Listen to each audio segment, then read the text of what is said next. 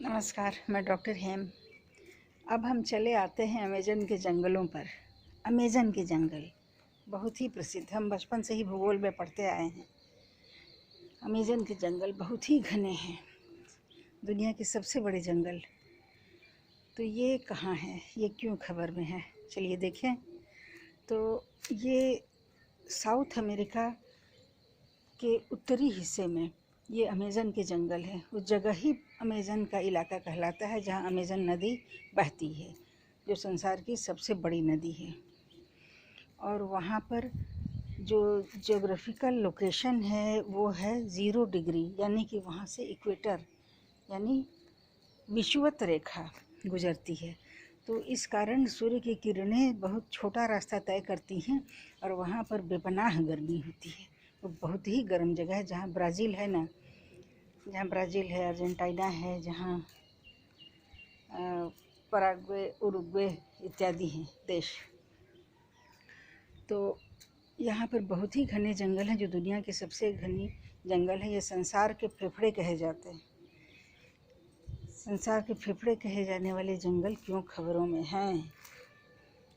फेफड़े इसलिए कि ये घने जंगल इतने घने हैं कि इनसे संसार के कुल ऑक्सीजन जो उत्पादित होती है प्राकृतिक स्रोतों से जो ऑक्सीजन उत्पादित होती है उसका 33% यानी लगभग तिहाई यही जंगल प्रदान करते हैं। यानी कि हम जो हवा में सांस ले रहे हैं शायद ये अमेज़न के जंगलों से आए हुए, क्योंकि वैसी बायोडाइवर्सिटी और वैसे घने जंगल तो और कहीं नहीं है। और इतने बड़े पैमाने पर, इतने व्यापक स्तर पर ऑक्सीजन का निर्माण वहीं पर होता है, जो कि सारे संसार को पूर्ति करता है। सारे संसार के काफ़ी बड़े हिस्से ऑक्सीजन को ये पहुंचाता है। घूम फिर करके ऑक्सीजन दूर दूर तक पहुंचता है, क्योंकि ये गैस है। और ये 0 डिग्री यानी इक्वेटर पर ये स्थित है। और ये घने जंगल बहुत ही घने हैं। यहाँ आसपास दोनों साइड, साउथ अमेरिका को हम जानें कि दोनों साइड समुद्र हैं। साउथ अमेरिका के दोनों तरफ समुद्र हैं। एक तरह से ये बहुत बड़ा आइलैंड ही है, जो कि उत्तरी अमेरिका से पतले से रास्ते से जुड़ा हुआ है, पतले से जुड़ाव से ये जुड़ा हुआ है।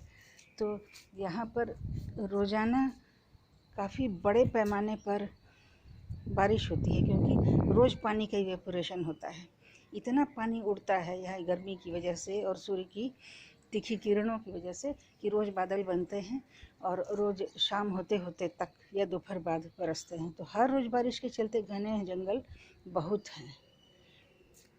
और इसमें जो नदी बहती है वो संसार की सबसे बड़ी नदी है। ऐसे तो लंबाई में सबसे बड़ी नदी अफ्रीका की नील नदी है, परंतु अमेज़न नदी सबसे ज़्यादा पानी ढोने वाली नदी है, इसलिए संसार की सबसे बड़ी नदी भी इसको कहते हैं।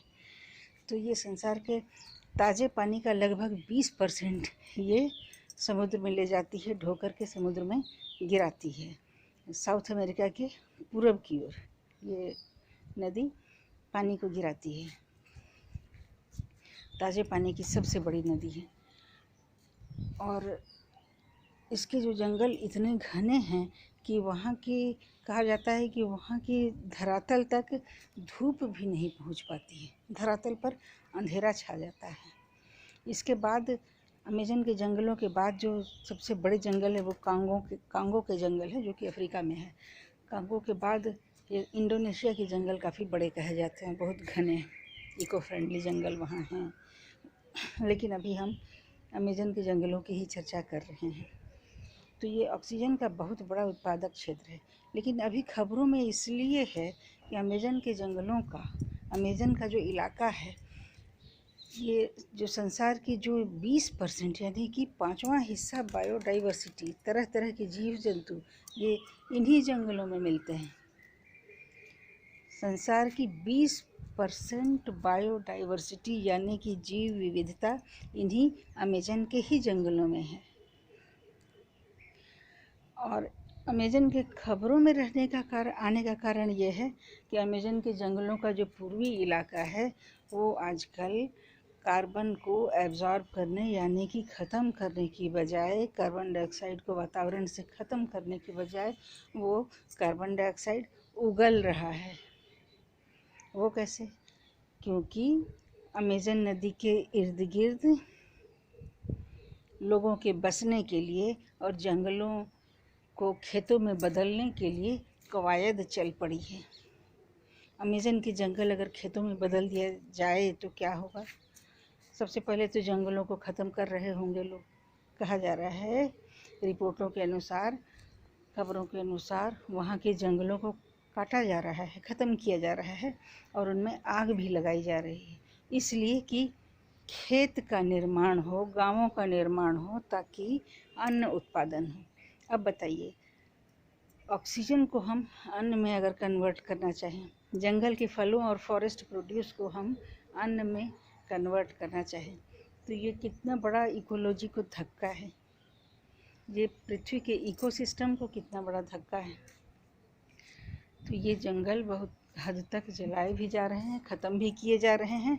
तो हम जानें कि तब इसी वजह से कार्बन एमिशन है, यानी कि धुआं भी भर रहा है और ऑक्सीजन जो प्रोड्यूस होता था पूर्वी इलाके में, उसमें भी कमी आ रही है। इसलिए हम लोगों को चेतना होगा। इतने घने जंगल सिर्फ ये अमेज़न क्षेत्र की या उत्तरी दक्षिणी अमेरिका की ही पूंजी नहीं है, बल्कि ये जंगल सारे संसार की पूंजी है, क्योंकि ऑक्सीजन का महत्व हमने पिछले दिनों देखा है। फिर हम आते रहेंगे ऐसे ही टॉपिक्स के साथ।